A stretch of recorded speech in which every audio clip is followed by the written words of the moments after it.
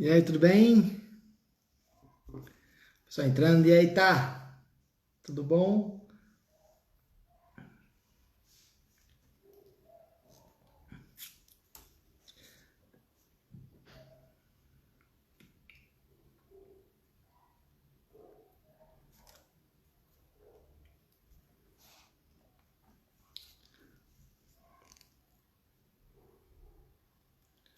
Boa. A gente vai conversar com o Daniel, daqui a pouco ele tá na área aí.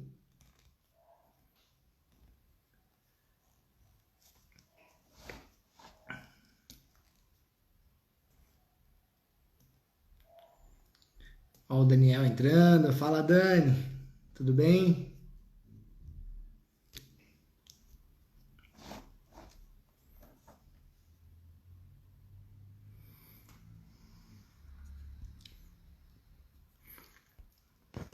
Chegou?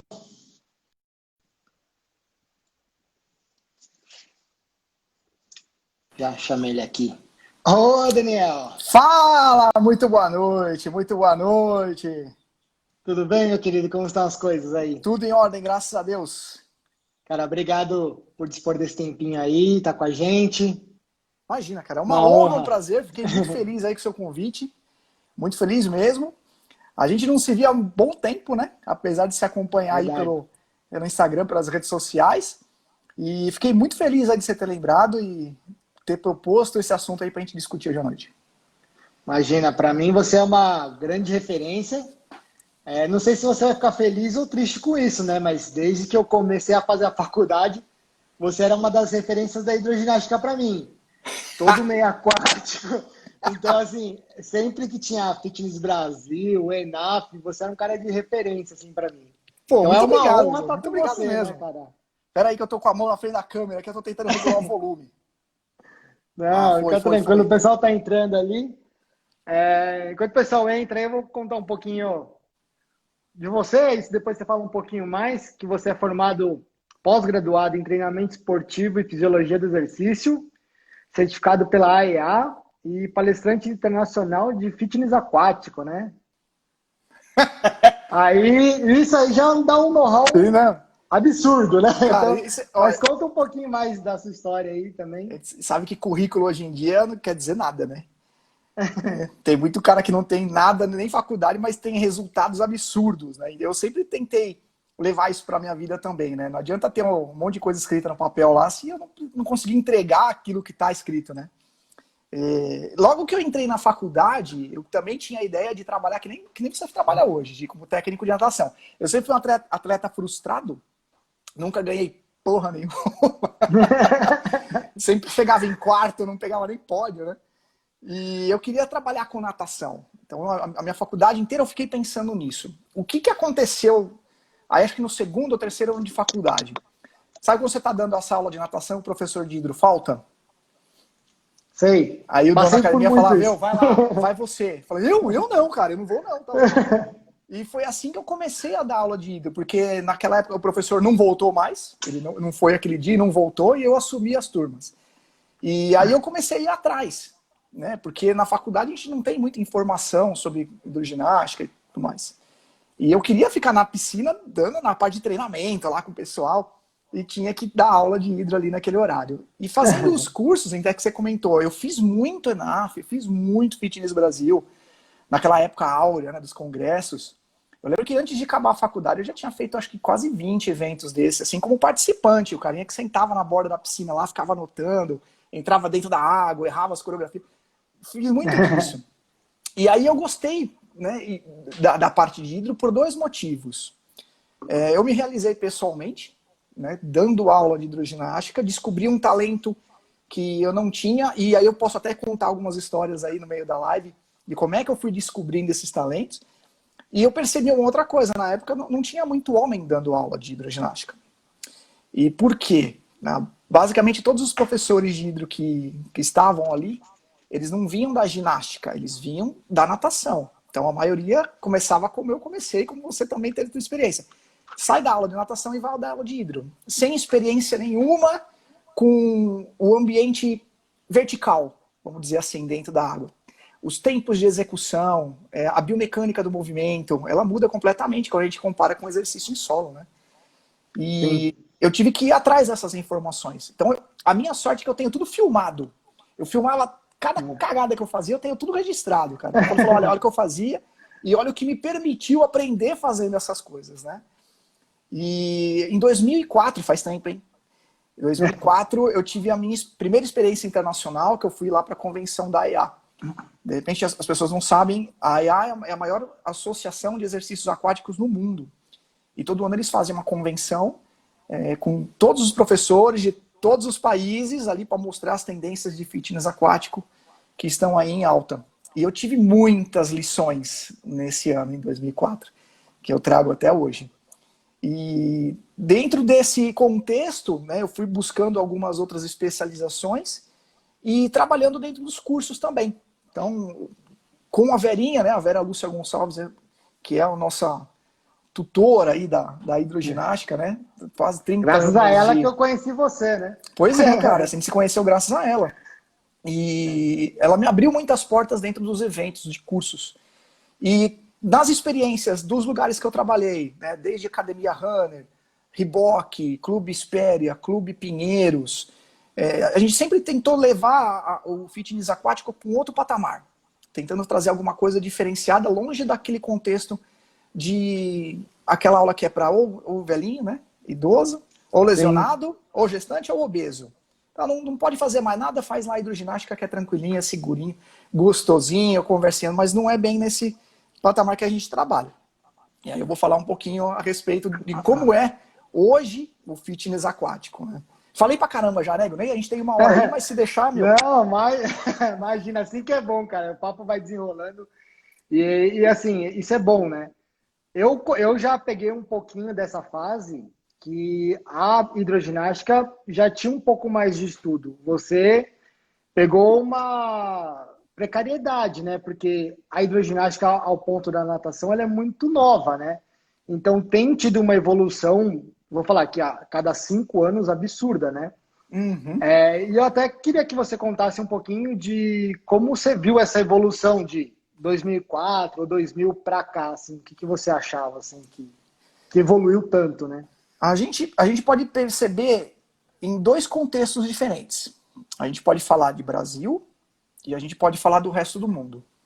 Como você mesmo disse, as pesquisas em fitness aquático, elas avançaram absurdamente.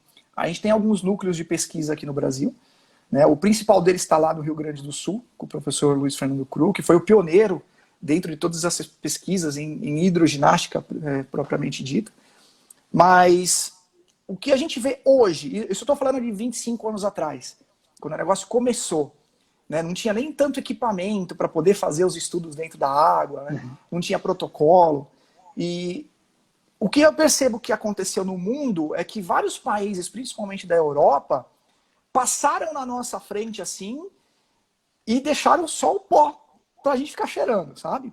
Os principais professores de fitness aquático hoje no planeta estão na Itália, estão em Portugal, que são caras que são completamente inovadores, eles conseguem adaptar bem as tendências de treinamento no mundo dos esportes para dentro do fitness, né? O fitness aquático, eu já estava até batendo um papo com a Vera, e ela comentou uma coisa muito interessante.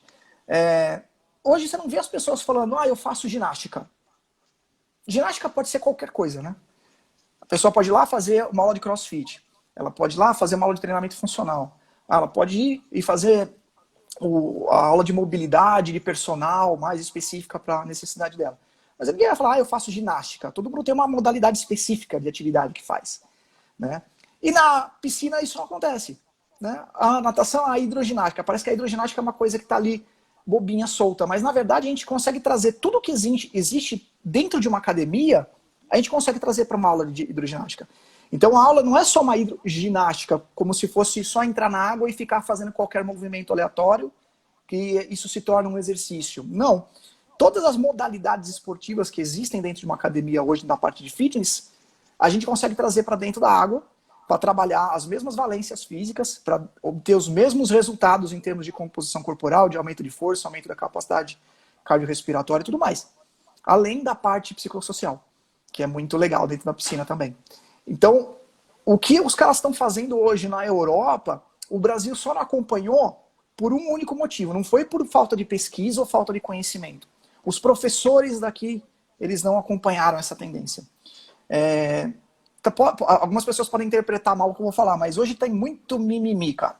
Muito mimimi. Professor de curso não quer entrar na água para fazer aula. Parece uma coisa boba, mas eu aprendi a dar aula de hidro fazendo muita coisa lá dentro, vendo o que dava certo, vendo o que dava errado. E nas convenções, às vezes, tinha gente que ficava lá 8 horas dentro da água, fazendo uma por uma, de cada aula, de cada estratégia, de cada modalidade que era apresentada. Então, como os professores saíram da natação, que é uma coisa muito focada para performance, esporte, eles não tiveram a chance de aprender outras habilidades e competências que eram necessárias para se tornar um bom profissional de fitness aquático. Exemplo, os tempos de execução física dentro da água, a parte de musicalidade, a parte de coreografia. Porque a gente pensa em treinamento como se fosse uma coisa de musculação. Vou fazer um exercício para peitoral, um exercício para perna, um exercício para core, quando muito. Mas existe uma infinidade de modalidades, de atividades que a gente consegue fazer dentro de uma aula de hidroginástica. Não sei se eu expliquei ou se eu fui redundante, respondi tua pergunta. Não, ou deu uma você viajada? explicou certinho. Só a gente tá comentando, mas fica tranquilo aí. Não, você até falou dessa parte de musicalidade. Quando eu entrei para começar a dar aula de hidro, a minha sorte foi que na minha infância eu tive uma aula de violão, que aí eu sabia o que era tempo de música. Porque eu nunca tinha feito aula de hidroginástica para dar a primeira aula de hidroginástica como professor. Uhum. Sim, foi uma coisa totalmente perdida, assim. E eu falo, graças a Deus eu melhorei muito nessa parte. Mas hoje, assim, eu não sou um exímio professor de hidro, pelo contrário. Hoje, eu como técnico, eu uso essa parte de hidroginástica para fazer exercícios complementares para o meu treino. E aí que foi minha sacada de ter minha live com você. Cara, que legal, Porque, que legal. cara, tipo assim, tem muita coisa da hidro que não é usada na natação. E até queria que você falasse um pouquinho desses benefícios de a gente conseguir conciliar os exercícios da hidro com a aula de natação. E assim, tanto que na natação não vai ter a música, que seria as séries, por exemplo. Como a gente poderia trabalhar essa parte na natação? O que você vê com essa, tipo, não vou falar novidade porque não é, né? Mas de ser uma coisa diferente. Uhum. Vamos lá. É difícil a gente comparar uma aula coletiva de fitness aquático com uma aula ou uma sessão de treinamento de performance de natação. Primeiro porque a natação, ela é um esporte. Na minha visão, a gente usa a técnica da natação para obter o maior rendimento com o menor esforço possível. Para isso que a gente aprende a técnica, né? Na hidroginástica, eu vejo que é o contrário. Eu vou usar a técnica para fazer você ter o maior esforço. Sempre. Quanto mais gasto energético, quanto maior for o desafio proposto pelo tipo de modalidade da aula, pelos tipos de exercício, pelas posições de trabalho que a gente utiliza, mais a pessoa vai ter benefício, né? E a gente considera um bom nadador, um cara que é muito técnico, ele consegue percorrer longas distâncias gastando uma energia mínima. Agora, quando a gente fala de resultado, né, na natação, tem muita coisa que o próprio esporte específico, né, dentro daquela especificidade de gesto motor, ele precisa de um complemento e esse complemento precisa ser feito fora da água. Principalmente quando a gente trata de força, de explosão, né, de trabalho de músculos acessórios, músculos estabilizadores, por exemplo. E que na hidroginástica a gente consegue fazer isso com muita facilidade, né? Então tem muita coisa que você usa dentro da natação que você pode potencializar através de trabalhos feitos na vertical. Então você tira uma pessoa que está acostumada a fazer um exercício na horizontal, que tem um metabolismo voltado, né, uma adaptação metabólica voltada para essa posição, e a hora que você coloca ela de pé, isso já muda completamente.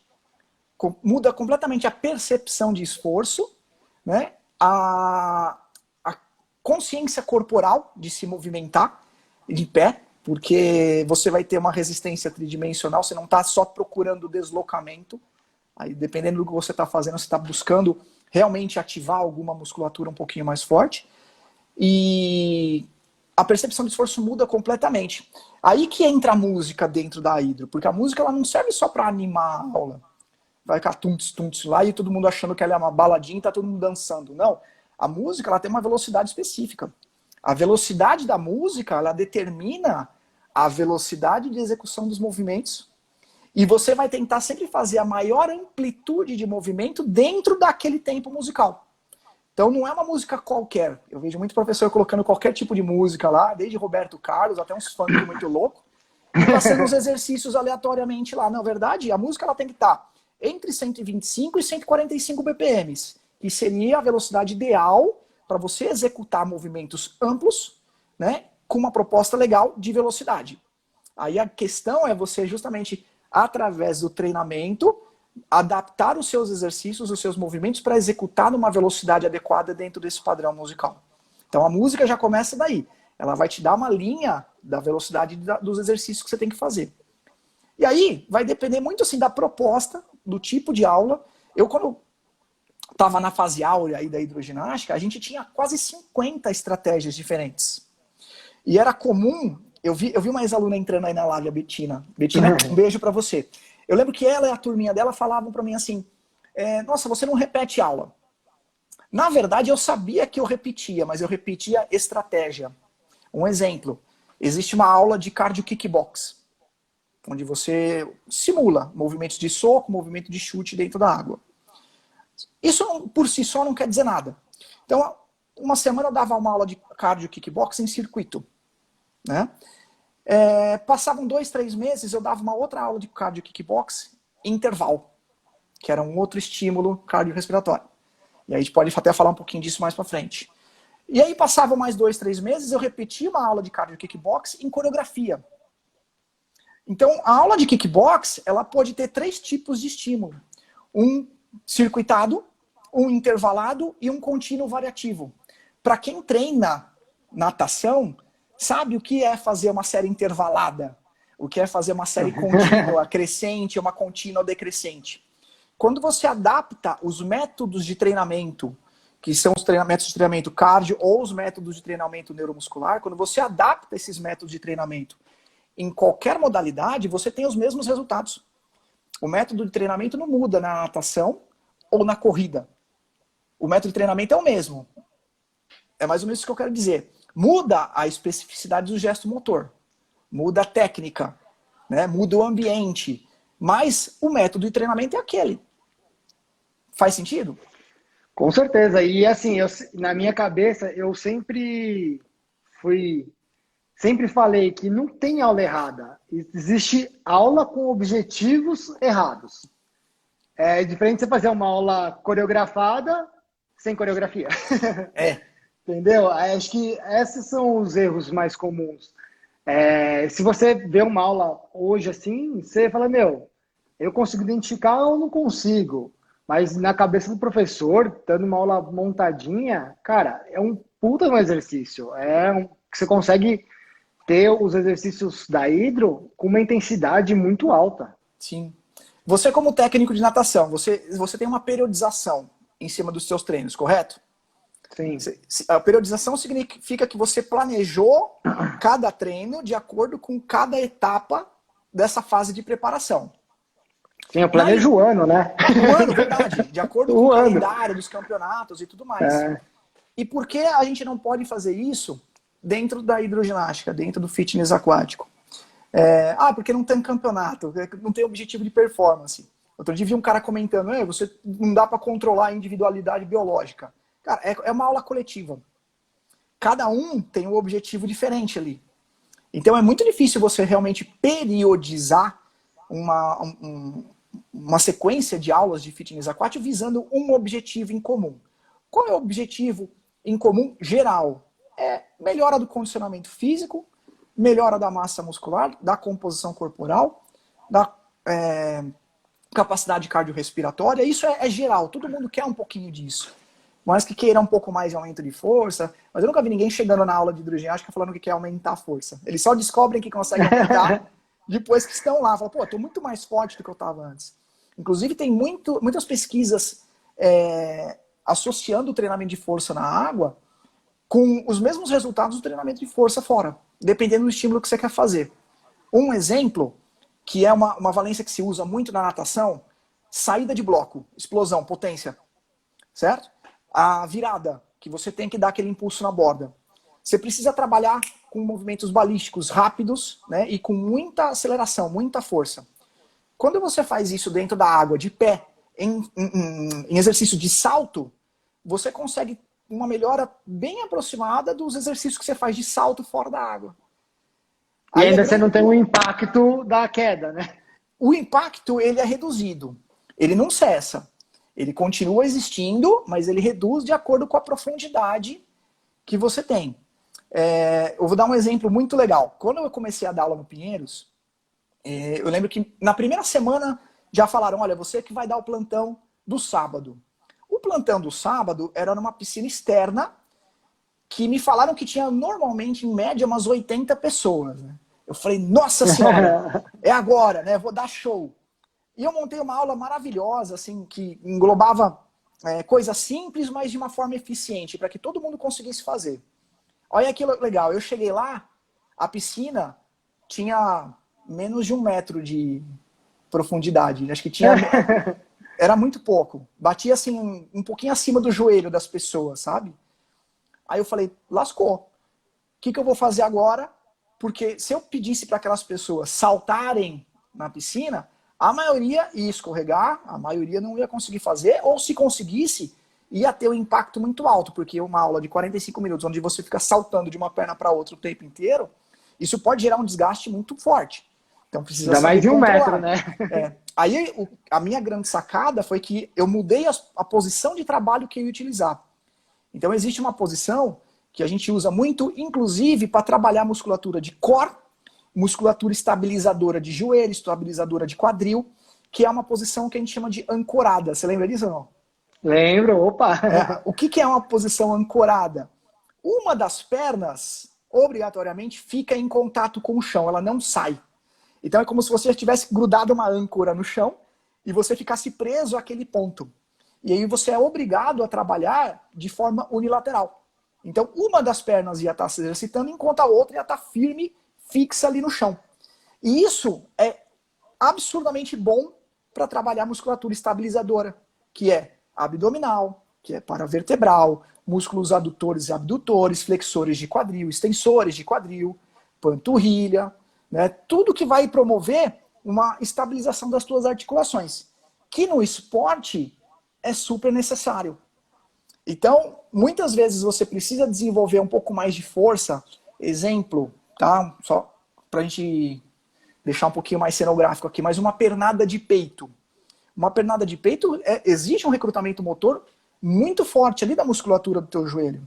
Então, como é que você fortalece isso se de repente sem precisar sair da piscina e ficar trabalhando lá com Dynaband, com extensor, né, e com propriocepção? Você entra na água, você já tem propriocepção. O próprio ambiente aquático vai tentar te desestabilizar e você é obrigado a controlar o teu corpo para não sair do lugar. Então, só de você entrar na água, você já tem um baita benefício em relação a isso. Né? E aí Com certeza. Eu até me perdi. E fora a parte da unilateralidade, que você consegue trabalhar também, né? Exatamente. Então isso é uma das formas que a gente tem, uma das posições de trabalho. Uma outra coisa que a gente costuma usar bastante também, que o pessoal da natação aproveita, é a posição de suspensão. Então, todo exercício que você faz, né, sem colocar os pés em contato com o chão, e aí você pode usar um material ou não. Né? Eu tenho um DVD gravado de uma aula onde você faz os exercícios em suspensão sem nenhuma utilização de material, é na raça, no pelo. É difícil pra caramba. Então, quando você trabalha, por exemplo, com aquela parte sensorial de adaptação ao meio líquido, quando você vai para a hidroginástica, coloca o nadador numa posição diferente, ele já vai ter uma adaptação muito maior, né, com relação a palmateio, com relação à flutuabilidade, com relação a deslocamento. Porque aí entra aquele princípio que eu te falei. Eu vou usar a posição de suspensão na piscina para dificultar ao máximo a vida do cara. Né? E o palmateio é o que mais se usa em treinamento. Hoje em que é dia, a parte neural. você não vê um treino que não tenha palmateio. Os alunos adoram, né? E aí, a hora que você coloca o nadador numa posição diferente, num plano diferente de execução de movimento, e pede para fazer movimentos que normalmente não são solicitados numa aula de natação, a cabeça do cara dá um nó. Né? Que às vezes você vê uma aula de hidro rolando ali, aquele monte de cabecinha ali para fora, você acha que não está acontecendo nada. Mas pessoal sorrindo. Né? A questão do sorriso, ela vem de vários outros fatores, mas se a aula está intensa, duvido alguém ficar sorrindo. Duvido alguém ficar sorrindo. O cara pode estar ali pilhado. Também não consegue conversar, né? Conversar é o termômetro, né? Depende da aula. Aí entra uma questão muito legal também, que eu falei da parte psicossocial da hidroginástica. Porque você consegue mensurar a intensidade que os alunos estão fazendo pela capacidade que eles têm ou não de conversar. Exemplo, se você está passando um treino que está indo para o limiar anaeróbio para o anaeróbio, dificilmente essa pessoa vai conseguir conversar. Faz sentido? Então a intensidade está errada. Ela só se preocupa em respirar. Se de repente a pessoa consegue manter uma conversa normal, no mesmo ambiente da aula ali, se for um treino contínuo, com a frequência cardíaca baixa, vai 60%, 65% da máxima, tá tranquilo.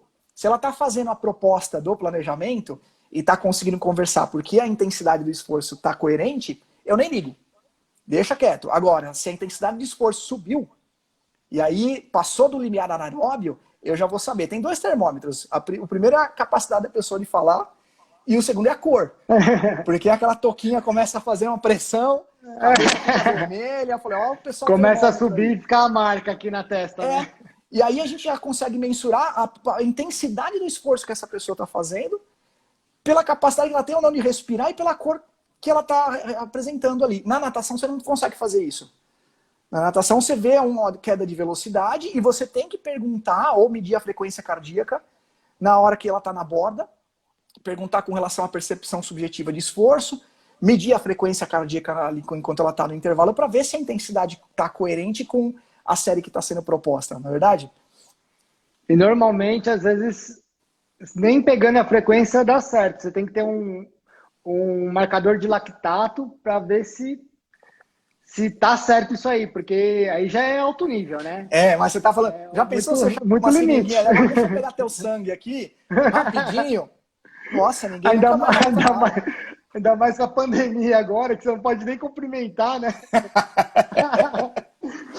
Ô, Dani, mas até você estava falando de treino, assim, e tal.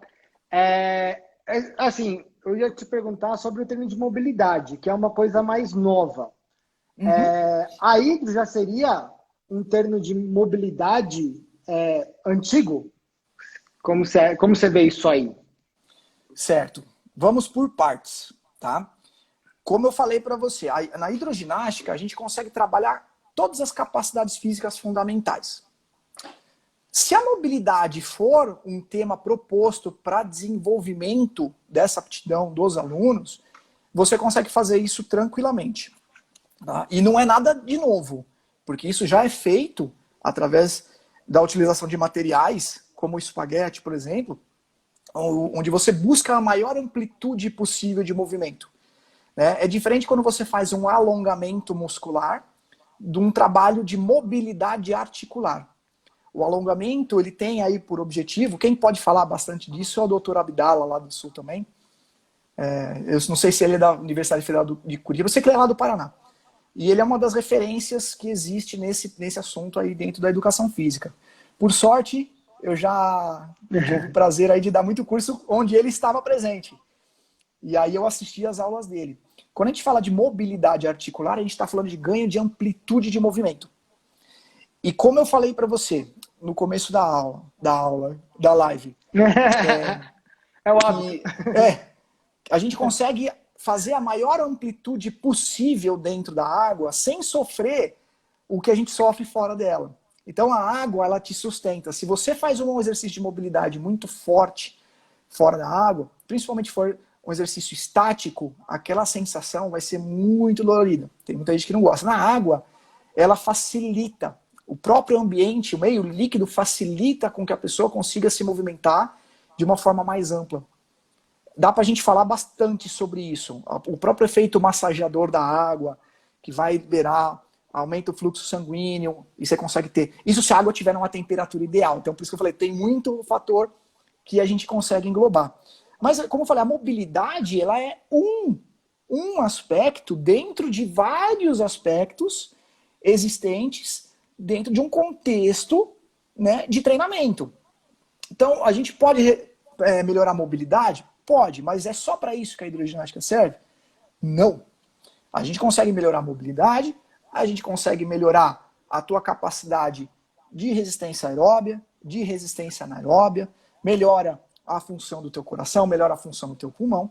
Se a gente falar da parte muscular, você consegue não só melhorar a tua resistência muscular, mas você também aumenta a força muscular.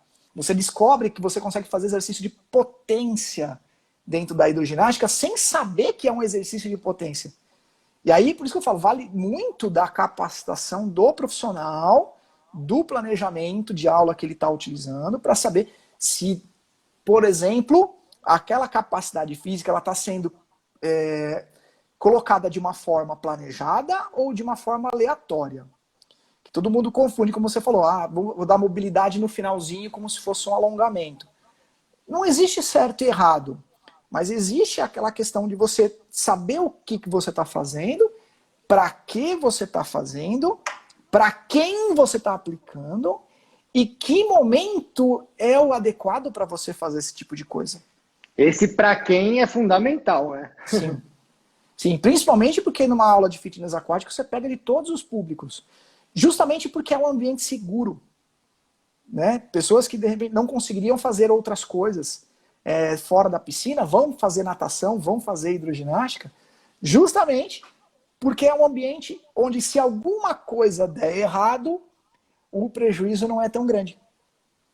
Tá entendendo onde eu quero chegar? Sim. Se de alguma coisa sair do controle ali, tudo bem. Por isso que as aulas, eu considero isso um dos motivos pelo qual as aulas de hidro estão tão vazias. Porque é uma salada, o professor não sabe o que ele vai dar, ele inventa na hora. Ele chega lá, faz isso aqui, agora pega o material, deixa o material, pega outro material, deixa outro material, aí manda correr, aí volta, aí olha no relógio, aí a aula não acabou, aí repete o material, sabe aquela coisa? Então é uma salada, aquela uma misturada toda. Pois é, mas isso engessa, porque aí dá 2 semanas, o cara não sabe mais o que ele trabalhou anteriormente. Diferente de um planejamento de natação. Você não pode soltar um planejamento aleatório ali, porque você vai ver que o cara não vai melhorar. E aí o cara não melhora, ele reclama. Mas que tipo de parâmetro você usa na hidroginástica para a pessoa saber se ela está melhorando ou não? Né? Para quem dá aula para idoso, o pessoal sabe. Diminuiu a dor. Ah, legal, tá funcionando. Às vezes o cara não sabe nem o que ele tá fazendo ali, mas diminuiu a dor. Aí diminuiu o remédio. Já diminui o remédio. E aí você ganha um aluno fiel. E acha que é a aula, mas não é aula, é só o fato do cara entrar na água e fazer qualquer coisa. Já tem algum benefício. Agora, se tem uma estrutura, um planejamento, um direcionamento de exercícios de uma forma coerente, isso aí vai gerar um benefício que potencializa até o limite onde a própria pessoa desejar. Que aí vai depender muito mais do desempenho dela. E hoje ainda o pessoal vem para hidro, é o que eu vejo do dia a dia, tá? Já tem um público um pouco mais novo e já pensando em hipertrofia no treino de hidro. Sim. Algumas academias, elas se adaptaram bem a essa nova tendência e mudaram até as modalidades de aula. Então, Hydro Relax é um tipo de proposta. Estou inventando na hora aqui, tá? Hydro Power, ia falar um palavrão. Hydro Power é alguma coisa. Power fucking, sei lá. Essa aula aqui é um pouco mais forte. Se é um pessoal mais jovem, já vai lá e entra. Né? Aí a hidrocircuito. Aí você fica assim... Então tem algumas coisas que ajudam. Exemplo, o jump, hidrojump. Você tem uma aula específica em cima de uma caminha elástica ali, aquática. Isso é muito legal. Dá para fazer uma cacetada de coisa em cima disso. Você tem uma aula de bike na água.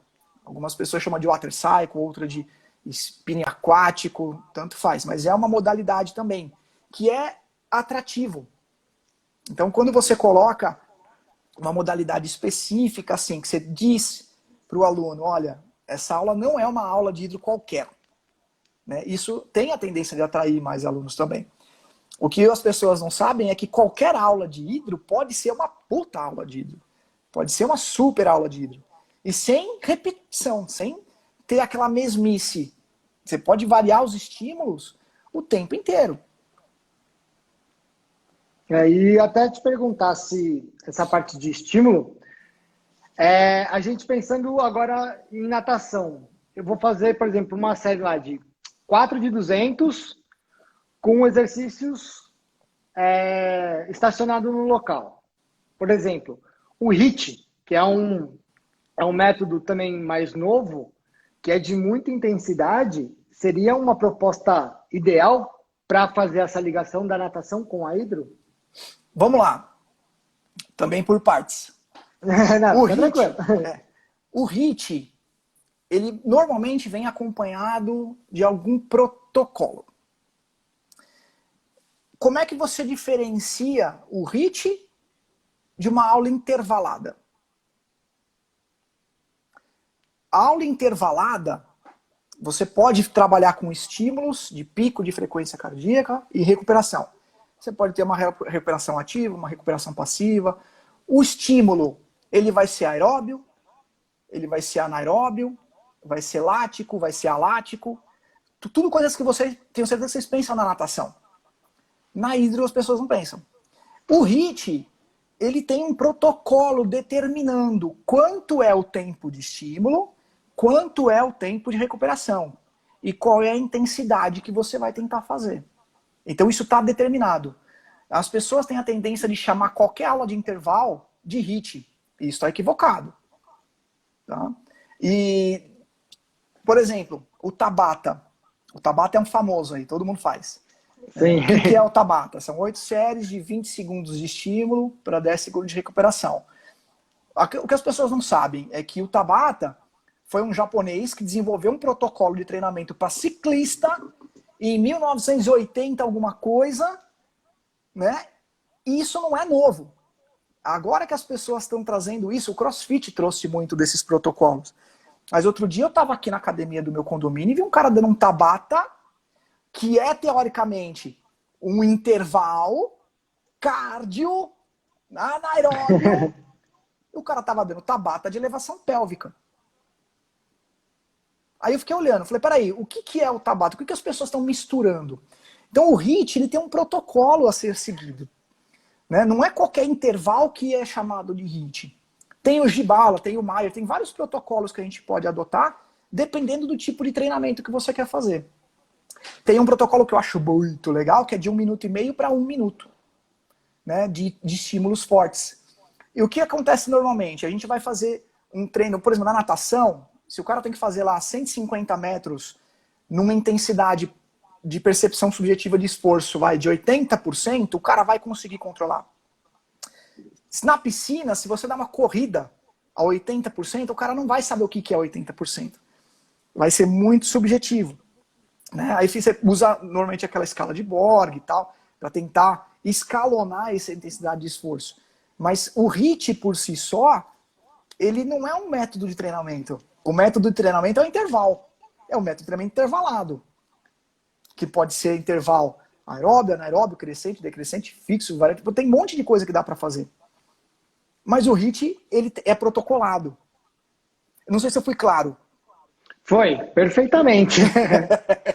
Não, então, o erro é as pessoas chamar qualquer intervalo de HIIT.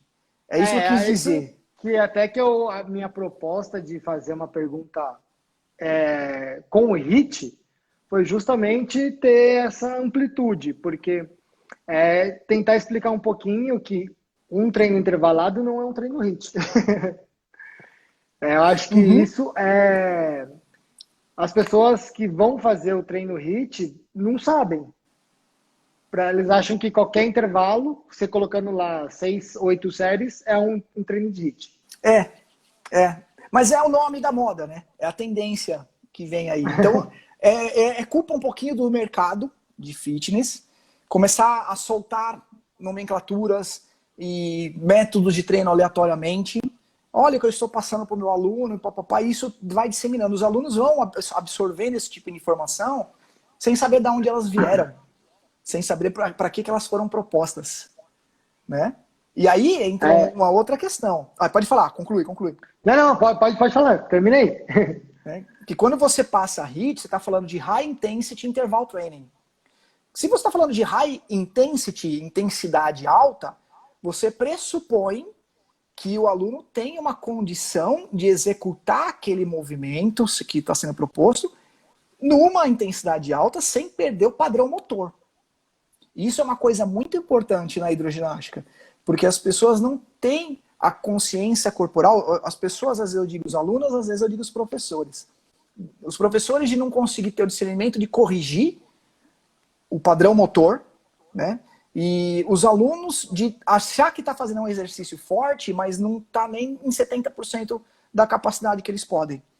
Então faz parte aí do profissional desenvolver toda essa maturidade, né, em termos de movimento, em termos de treinamento, para que tanto o aluno consiga aproveitar melhor o tempo que ele está passando ali dentro, né, quanto o professor conseguir identificar e desenvolver estratégias para que esse aluno consiga melhorar também. O coraçãozinho da minha mulher, tá? Minha esposa está assistindo. Manda um beijo pra ela aí, ó. Tá? A minha tá cuidando do moleque. Cara, a gente tá livre ainda, tá tranquilo. Já não consegue nem pegar no celular, agora é só com ele. Não, mas eu queria comentar com você é que a altura da piscina influencia muito também. E a idade acaba sendo um fator determinante para esse tipo de trabalho. Que às vezes uma pessoa mais nova consegue ter uma consciência um pouquinho melhor das intensidades que vai ser trabalhada, né? Já uma pessoa um pouco mais idosa já não consegue, por mais que ela queira, ela já não tem aquelas sinapses todas de colocar a força que ela quer. Uhum. Então isso influencia muito. E a proposta de trazer alguns exercícios de para natação é justamente porque o público às vezes é mais novo e faz com uma intensidade muito mais alta. E aí cabe ao professor, aí vai aquela coisa, mede frequência, ver se está correto, ver se está na proposta que você quer. Acho que isso é importante, né? Sabe uma coisa muito engraçada? Eu fiz uma outra live outro dia e a gente estava falando assim de como atrair clientes para uma aula de fitness aquático, né? Eu nunca tive uma preocupação efetiva com isso. Nossa, preciso atrair, porque as pessoas chegavam. No começo da carreira, talvez eu nem soubesse por que as pessoas chegavam. Elas chegavam e faziam aula. Aí eu falava, pô, legal, a aula tá bacana, o pessoal tá curtindo. Mas eu sempre tive a preocupação de saber o que estava acontecendo, o que eu estava fazendo ali. Por que as pessoas estavam vindo, essa parte comportamental, eu não tinha ideia. Mas aconteceu um caso muito interessante. Teve uma convenção que eu estava treinando, que por sinal foi no México. Eu fui falar justamente de pliometria aquática num congresso de fitness aquático lá no México. E aí eu falei dos benefícios de você fazer pliometria, né? Para quem não sabe, a pliometria é uma metodologia específica de potência de salto vertical, né? E você fazer a pliometria dentro da água, você consegue resultados tão bons quanto fazer fora, né? E isso estava sendo utilizado muito em jogador de vôlei, jogador de basquete, que tem impactos aí recorrentes o tempo inteiro. Mas enfim, eu estava treinando dentro da piscina as aulas que eu ia apresentar nesse congresso. Então eu ia dar 2 dias de teoria e depois iam ser 4 dias de paulada prática. Isso foi muito legal. Eu estava na piscina, ensaiando. E caderninho na borda, sabe, anotando e tal. Eu estava jogando tanta água para os lados, e mexendo, correndo para cima e para baixo, e chutando e pulando. Então, que eu lembro que a professora que estava de plantão aquele dia, ela veio falar para mim, ô Dani, tem 2 mulheres aí perguntando que aula é essa aí que você tá dando. Eu falei, mas eu não tô dando aula, eu tô treinando. Aí as meninas entravam e falavam, como assim treinando? Eu falei, eu tô treinando. Mas você tá treinando o quê? Eu falei, eu tô treinando a hidroginástica. Fitness aquático. Dá pra... Elas, nossa, mas dá pra treinar na hidroginástica? Eu falei, pô, lógico que dá. E aí eu falava, olha, dá por causa disso, disso, disso. E as meninas ficaram maravilhadas. E quando elas vinham para as aulas, elas falavam, nossa, realmente treina e treina forte, né? Então, a proposta de você adaptar a hidroginástica para a natação só pode beneficiar. Não é que você vai substituir uma coisa por outra ou fazer a hidroginástica em toda a sessão de treino de natação. Na verdade, a hidroginástica ela vai ser adaptada de acordo com a tua periodização dos treinamentos de natação. Se é uma fase onde você precisa de um desenvolvimento, né, de estímulos para desenvolvimento de força, você consegue fazer isso na água. Uma posição bobinha, que eu vou dar de exemplo, mas, por exemplo, você está nadando costas e você está fazendo pernada de costas, com o braço estendido atrás da cabeça. Se você faz a mesma pernada de costas, mas em vez de deitado na horizontal, você faz sentado, tentar manter o tronco na vertical e as pernas na horizontal, o estímulo é completamente diferente. Fica muito mais intenso, né? Muito mais intenso, né? Aí a hora que a pessoa ganha um condicionamento, ganha uma habilidade suficiente fazendo nessa posição, a hora que você coloca deitado, vai embora. É um exemplo bobinho, mas é uma coisa que funciona. Não, Dani, deixa eu só te cortar aí para fazer um gancho nessa parte de pernada sentada. É uma coisa que eu adaptei para os treinos de natação, que foi fantástico, foi porque, além de ser mais forte, a pessoa olhava a perna dela. Sim. E aí via que o tornozelo estava flexionado, o joelho estava dobrando, tirava o pezão da estendido. Água. Exato. E aí a pessoa olhando, ela mesmo se corrigia. Sim. Então isso aí, além de fazer um treino muito mais forte, ela tinha um autoconhecimento fantástico. Uma das coisas que a gente usa muito no fitness aquático é a questão que a gente chama de movimento assistido e movimento resistido. Qual que é a diferença? Você lembra disso aí ou não? Esse é pouquinho. Quase não usa na natação, né? Pois é. O que é um movimento assistido na hidroginástica? Vamos supor que eu estou me deslocando para frente. Se eu fizer o movimento aqui, dá para ver? Puxando a água, e esse meu movimento estiver me auxiliando a deslocar, a gente chama isso de movimento assistido. Que não é uma abraçada de peito. Não. É isso que você fez. Tá? Não é, mas é parecido. Agora, se eu estiver fazendo um movimento contrário, eu estiver deslocando para frente e usando meu braço, dá para ver agora, para empurrar a água para frente. Que é contra. O fato de eu empurrar a água está dificultando o meu deslocamento. A gente chama isso de movimento resistido. Né? O que seria, por exemplo, usando o mesmo exemplo da pernada de costas. Se eu estiver chutando de costas, estiver deslocando para trás, né, e empurrando a água para frente, eu estou facilitando o meu movimento. Se eu quero potencializar o meu treinamento de perna, o que eu posso fazer? De repente, vou até mais para trás aqui, ó. Eu posso abrir os dois braços e usar o meu braço como resistência frontal no exercício para dificultar o meu deslocamento. Se eu quiser deixar mais intenso ainda, eu posso empurrar a água para trás enquanto eu estou batendo perna. Né? E as pessoas se matam, tentam fazer o maior esforço possível para conseguir sair do lugar. Isso é muito legal de ver. Né? Que fica uma coisa divertida, desafiadora. Isso aí você pode confirmar comigo. Tudo que é desafiador, o pessoal cresce o olho. Né? Às vezes você vê um personal dando um exercício e fala, nossa, esse exercício deve ser difícil. Aí você fala, nossa, esse cara deve ser bom. Às vezes o cara viu o exercício no YouTube e não sabe nem para que está passando. O aluno está correndo um risco danado, mas só o desafio já eleva o interesse das pessoas. Isso é muito engraçado de se observar. Então, se você lança sempre um desafio, lógico, que seja realizável, né? Não um desafio que a pessoa não vai conseguir fazer e ela vai ficar frustrada ali no meio da piscina porque não conseguiu realizar a tarefa. Né? Mas que eleve um pouquinho desse esforço para ela conseguir realizar, você já consegue atrair muito mais a atenção e o interesse desse aluno pela atividade que ela está fazendo. Não, e trazer esses exercícios resistidos, né, para natação, às vezes é uma dificuldade que eu tenho, porque a gente quer sempre facilitar a vida, mas para educativo, tudo a gente tem que complicar. E colocar esses exercícios para eles pensarem no movimento é a melhor coisa que tem. Uhum. Porque imagina, você tá acostumado a nadar para frente, você vai fazer um nado de crawl de ré. Meu, quando a pessoa vai nadar de novo, ela acha que tá voando. O pessoal, então, você sabia que dá para nadar de ré? Você sabia que dá para nadar de ré? É muito louco. O borboleta, então, é fantástico. Pessoal que nunca fez, tente fazer, que é o mais legal.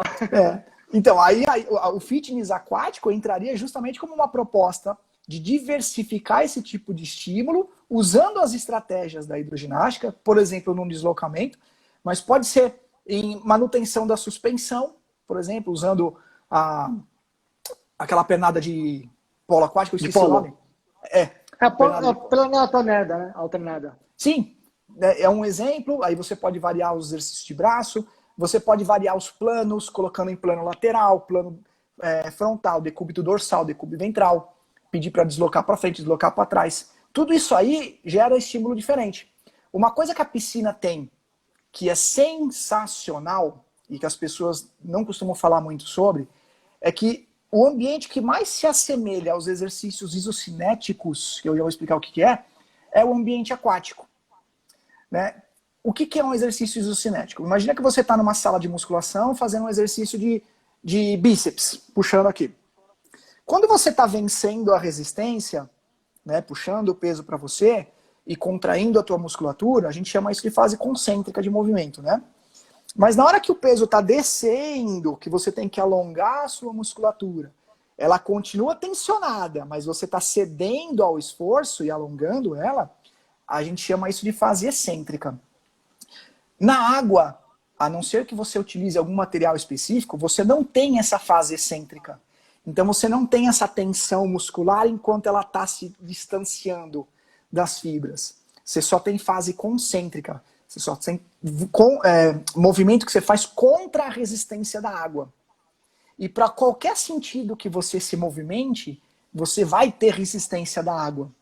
Por que isso é legal? Porque isso ajuda você a desenvolver equilíbrio muscular. Então, se você tem algumas cadeias deficitárias, é muito mais fácil de você corrigir fazendo exercício dentro da água. Como é que eu vou saber se tem cadeia deficitária? Se você é atleta, você faz a tua avaliação física. Se você é aluno, o teu professor tem que saber identificar isso aí através de alguns padrões e movimentos aí funcionais. Né? E toda fase, e só da gravidade ser ao contrária, né? O mesmo exercício que ela faz fora já é diferente. É completamente diferente. Mas justamente por isso, você não tem fase excêntrica de movimento. Né? Isso que a gente chama de exercício isocinético. Você tem que fazer força para ir e fazer força para voltar também. Aí o que vai dar a diferença é em que amplitude e em que velocidade você vai fazer isso. Né? Isso é muito legal para trabalhar com equilíbrio muscular, estabilidade articular, tipo a cápsula aqui do húmero, né? O teu fêmur, no acetábulo ali do quadril. Então qualquer movimento que você faça para frente, para trás, para um lado e para o outro, você vai ter resistência da água.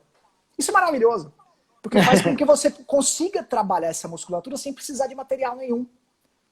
Né? Tem muito professor de hidro... Oi? E você até está falando dessa parte de material, e você é a favor de adicionar peso a esse tipo de treinamento, ou você prefere que seja sempre com o peso do corpo? Vamos lá, por partes também. Como eu acabei de falar, tem muito professor de hidro que chega às vezes para mim nos cursos e fala, pô, eu entendi teus métodos de treinamento, mas eu não tenho material. Cara, você tem uma piscina, ela tá cheia d'água, então você tem tudo que você precisa. Você não precisa de mais nada. Você precisa saber usar a água agora.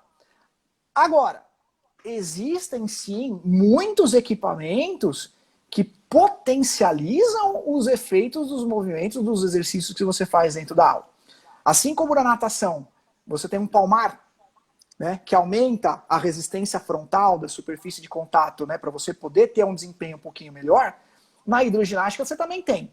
E aí existem algumas categorias de material. Por exemplo, o palmar a gente pode utilizar na hidro sim como um material resistido. Existem materiais que a gente utiliza para usar contra o empuxo, que são os materiais flutuantes. Então, por exemplo, o espaguete, que é muito utilizado. Esse tipo de material, você sempre vai fazer força empurrando ele para o fundo. Se você soltar ele na água, ele vai subir. Então você tem que fazer uma análise biomecânica ali para entender que tipo de trabalho você está realizando, com que músculo que você está querendo desenvolver uma atividade principal para adequar o movimento ali dentro. Né? Tem muita gente que coloca, por exemplo, tornozeleira, a tornozeleira que flutua.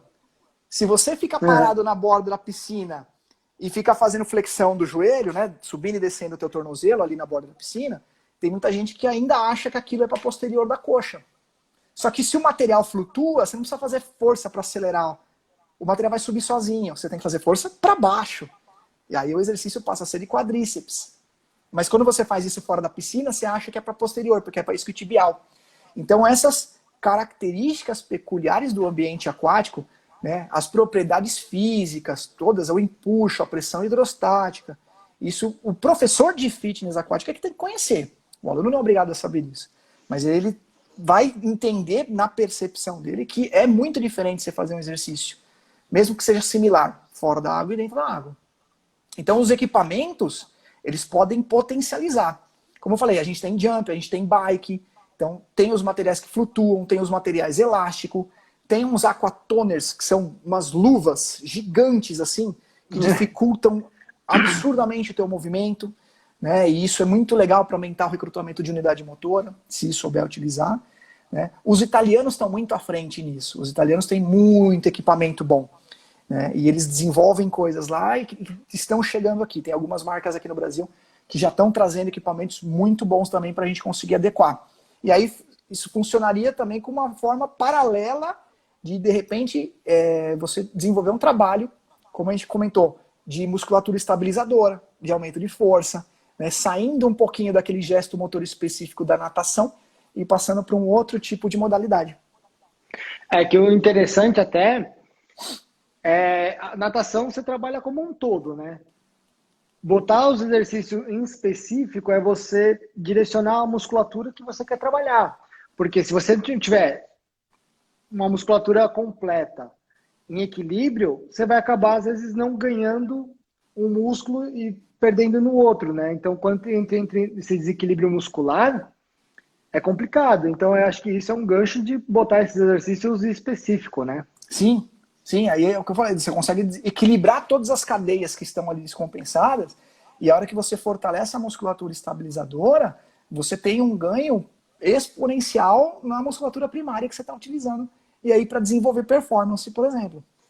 Tanto em ganho de força como em ganho de amplitude. Como é que a gente está de horário, Igor? Porque eu vi aqui são 9 horas já, hein? A gente tem mais uns 2 minutinhos. Alguém tem alguma pergunta? Passou voando. Você vê, cara, a gente vai falando aqui, nem percebe o negócio. Eu achei que tinha uns 10 minutos ainda. Mas, ó, assim, acho que não vai conseguir, às vezes, tocar tudo que a gente queria. Mas se o pessoal quiser botar a pergunta embaixo, que eu vou salvar o vídeo, aí depois você vai acompanhando, vai lendo, vai respondendo, puder ajudar ali, o pessoal vai ser bacana, né? Sim, com bom prazer. Eu agradeço aí a paciência, a tolerância de todo mundo, de me ouvir falar 8 horas da noite aqui. Mas eu espero que tenha sido útil, que tenha sido de algum proveito aí para vocês. Natação perde peso é déficit calórico, mas a natação ajuda, sim, a ter déficit calórico. Fortalece também. Também, a natação é um super exercício completo. Mais alguma coisa? Daniel, cara, agradeço muito você. Acho que todo professor de hidroginástica também é um professor de natação.